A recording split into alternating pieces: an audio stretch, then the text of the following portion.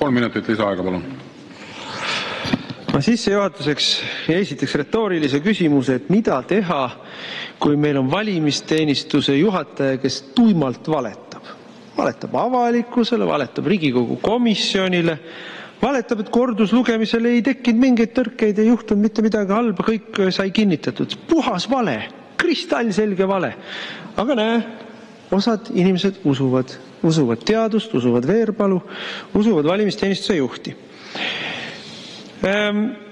Ja mida teha olukorras, kus valimiste läbiviija ehk valimiste korraldaja ise tegelebki, või vähemalt nii meie kahtlustame, ise tegelebki valimiste võltsimisega?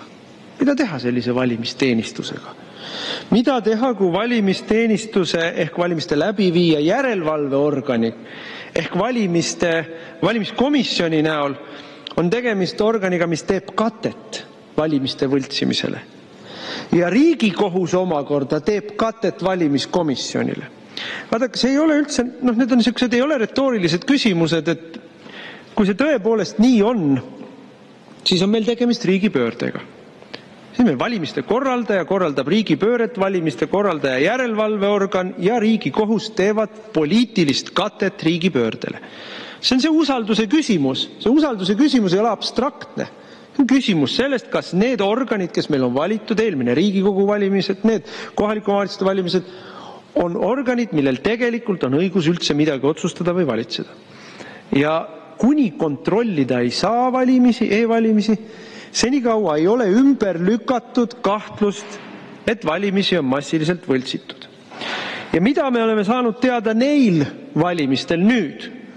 Riigikogu valimistel olid omad vaidlused, omad nii-öelda asjad, mis välja tulid, mis sügavalt kummutasid erinevaid müüte ja tekitasid inimestes kahtlusi, kõhklusi ja umbusku valimissüsteemi vastu. Nüüd on uued asjad välja tulnud. Riigikohus ei võtnud midagi ette, aga oma otsuses kinnitas, jah, koodi avaldamisel rikuti seadust. Oleks pidanud varem avaldama. See, et teda ei avaldatud nii, nagu seadus ette nägi, oli seaduse rikkumine ja takistas valimiste vaatlemist. Ehk see väide, mis meil on, et mis te nüüd jaurate, e-valimised on vaadeldavad, ei vasta tõele. Isegi Riigikohus, mis üldiselt teeb katet e-valimistele, ütleb, et ei saanud vaadelda nagu pidi. Riigikohus ütles ka seda, et võtmete valmistamisel rikuti kehtivat korda. Ei valmistatud võtmeid kehtiva korra järgi. Tõsi, ta sinna otsa ütles, aga sellest polnud midagi. Aga kehtivat turvakorda rikuti.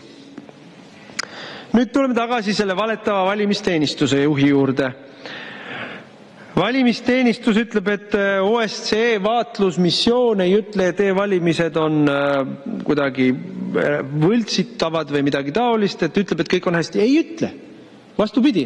OSCE ütleb, et tuleb teha üle 20 muudatuse, et saaks üldse väita, et e-valimised on turvalised ja vaadeldavad. Selle jaoks, et seda saaks väita, tuleb teha 20 muudatust, 27 peaaegu. Oleneb, paar tükki on sellised, et võib-olla on, võib-olla ei ole.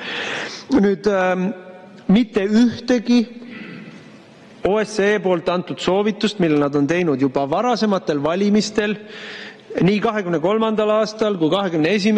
aastal, kui nüüd uuesti 25. aastal oma missiooniga, ei ole ellu viidud.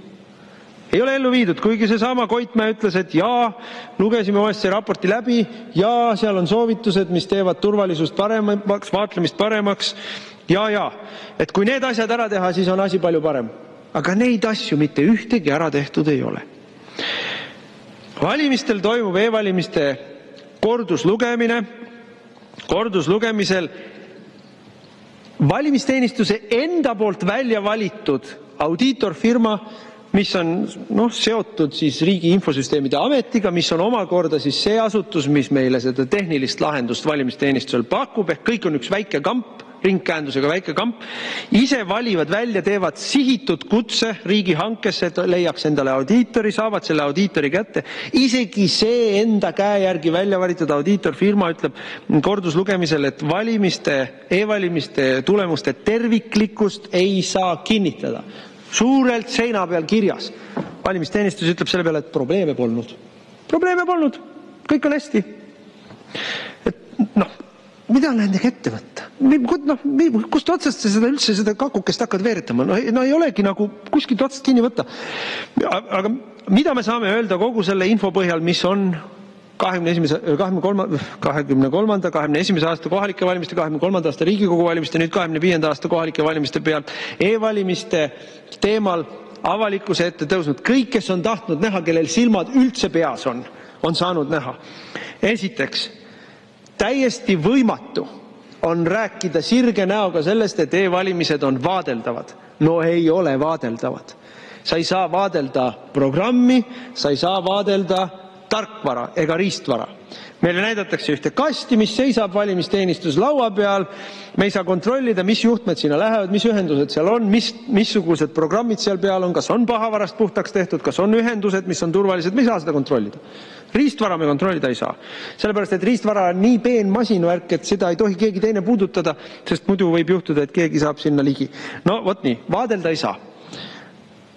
Tarkvara ka vaadelda ei saa.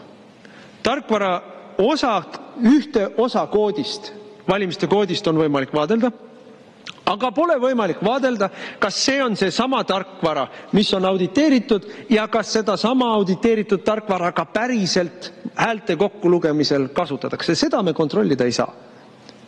Vaadelda saad seda, mida sulle näidatakse, ühte väikest ilusat roosat pakikest ja kas see pakikene on seotud kogu selle valimiste ja hääletamise tulemuse kokkulugemisega, seda me vaadelda ei saa. See on fakt.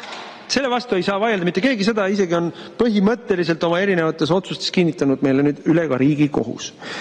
Teine, mida me saame täna öelda, kõik need jutud sellest, kuidas siis elektroonilised hääled on turvalisemad kui paberhääled, sest vaadake, mõni vana inimene kirjutab väriseva käega sinna numbri ja ei saagi aru, kas see on 1 või on see 7. Aga näe, elektrooniline, siis ütleme, binaarse koodiga kirjutatud hääl, see on raudkindel, seal ei ole eksimisvõimalust. Tuleb välja, on küll eksimisvõimalus.